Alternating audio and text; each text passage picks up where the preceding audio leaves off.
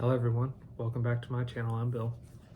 We're going to be in the Labyrinth, the fantasy trip game by Steve Jackson Games book today. The subject of this is we're in combat. We're looking at aimed shots. It's an optional rule that me and my friends, well, when I found out about the rule, I was playing a high dex character about 15 years ago, 20 years ago, somewhere in there when I was in high school. And I found out about this rule, and I was a fighter with really high dex, and I was like, well, if I can use that and I can make called shots, I can load up on disposable weapons and use that to my advantage. And the disposable weapons being shuriken, and then I took shuriken proficiency to be able to utilize that. So let's read into aimed shots. This one's going to be a little bit of reading.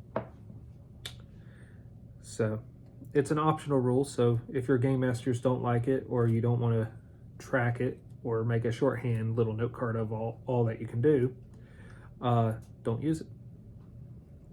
An ordinary fighter takes an opening he sees and thanks the gods of war for it. A highly skilled fighter may be choosier. As an optional rule, GMs may allow aimed shots, attacks at certain parts of the foe's body. An aimed shot is made at a lowered adjusted dex, but does specific damage or special damage if it hits. If you allow aimed shots, you will probably want to use the crippling hits optional rule as well. And I'll do a separate video probably next week on crippling hits. A figure must announce that a shot is being aimed and where it is aimed at before it hits. Aim shots may be made by any attacker, regular barehanded or hand-to-hand, missile or thrown weapons, or even missile spell attacks may be aimed. The details depend on the attacker's weapon. The first one it listed is bola and lasso. Attacks are of necessity aimed. See the description of those weapons. Eventually I'll go and do the description of the weapons, because some of them are very interesting and would give you a new mental picture on how they would work in combat. Until then, let's cover all the regular rules and optional rules that are useful.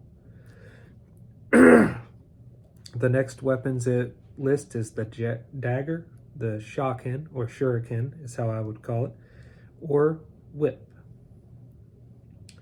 An accurate throw may be attempted with a single dagger, a single throwing star, or a whip strike, as follows. Head. A throw at the head may be attempted if the target is 3 hexes away or closer. So think of them as 15 feet away or closer. The throw was made at a dex adjustment of -6. My character was pushing dex into the mid-20s when I was doing this. And I started around 18, dex of 18 doing that. If it strikes, the target's armor does not protect. The weapon went in through one of the face guards, or through the face guard, and the weapon does double damage. Note that all doublings are cumulative. If a dagger is thrown at the head and the to hit roll is 4, also double damage, then the dagger does quadruple damage. Hand. A strike at either hand may be attempted if the target is 3 hexes away or closer. The dex adjustment is -6. If it strikes, the weapon does normal damage, but the target drops any weapon or shield held in that hand. Shields do not protect against such an attack. Neither does armor lighter than chainmail.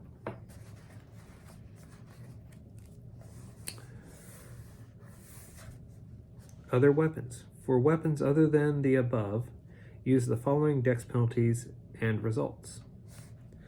I might have to look up the older aim shots rules from the older book and go over them, because I think it was a little bit more specific than this. But let's go over this section and finish this out. Head, dex -6, because the enemy will instinctively guard his head. Damage of more than 2 hits means an automatic dex of -4 next turn for that target. Damage of more than 5 hits stuns the enemy. He falls unconscious. So if you can do 5 or more damage, you can drop the enemy unconscious. Body. All normal attacks are considered to be aimed at the body anyway. Weapon arm, dex -4. 3 or more hits, so 3 or more damage, makes the foe drop the weapon in that hand. 6 or 7 damage mean use of that arm is lost until healing occurs. 8 or more damage means the arm itself is lost. So you did enough damage to cut it down to the bone or to sever it. Shield arm, dex -6, due to the shield. 3 or more damage means the protection of the shield is lost. 6 or 7 damage means that the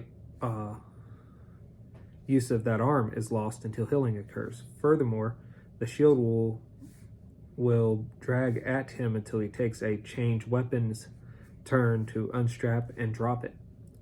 Essentially, you use a whole turn to draw weapons, to arm yourselves, to unarm yourselves, so to take the shield off in combat and in the labyrinth. So usually you want to start exploring with your weapon out, so you're already at the ready. Furthermore, the shield will drag at him until he changes weapons,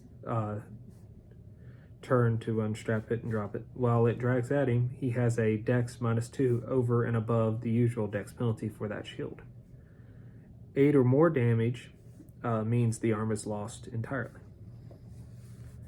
An attack to the leg, dex -4 to the attack, so the attacker's at a -4 dex penalty. 3 or more hits, 3 or more damage means the figure immediately drops to a kneeling position. He must fight from the ground for that turn and the next 2. He may stand up again on the 3rd turn and take any other actions he wants in that turn at no dex penalty. While kneeling, though, he attacks at a -2 and is attacked at a +2. So him fighting back, he's at a -2 penalty to his dex, and you attacking him, you're at a +2 to your dex while he's on the knee. 6 or 7 damage means the use of the leg is lost. He fights kneeling as above and has a movement allowance of 0 in combat and a movement allowance of 3 with a crutch the rest of the time until healing occurs. 8 HP means the leg itself is lost. Effects are as above, but the use of the leg cannot be restored by ordinary healing. Wing. An extra dex of -2 if target is flying. -4 dex if the target's on the ground. So if the target's flying, it's a -6 dex total. If it's on the ground, it's a -4 dex to attack the wing. More than 4 damage means the target loses flying ability and falls if it is flying when hit. More than 8 damage means the wing is lost permanently. Double the above numbers for a dragon or other creature with a strength over 40. So for a dragon or demon, you would need to do 8 damage to drop it from flying or for it to lose the ability to fly, and 16 damage for the wing to be lost. Note, if a creature is wing hit while more than 20 yards off the ground, it will have time to flop to a reasonably safe landing unless the wing is lost permanently. So that's the rules on aim shots. I'll dig up my old rules in this series for this game and see if the aim shots are different. If so, I'll do a video on the old rules of the aim shots as well for you guys. Hopefully this was helpful and gave you some ideas. Definitely re-sparked some ideas in my mind as far as how I could have my characters fight in even regular D&D. So, until we all game again, guys.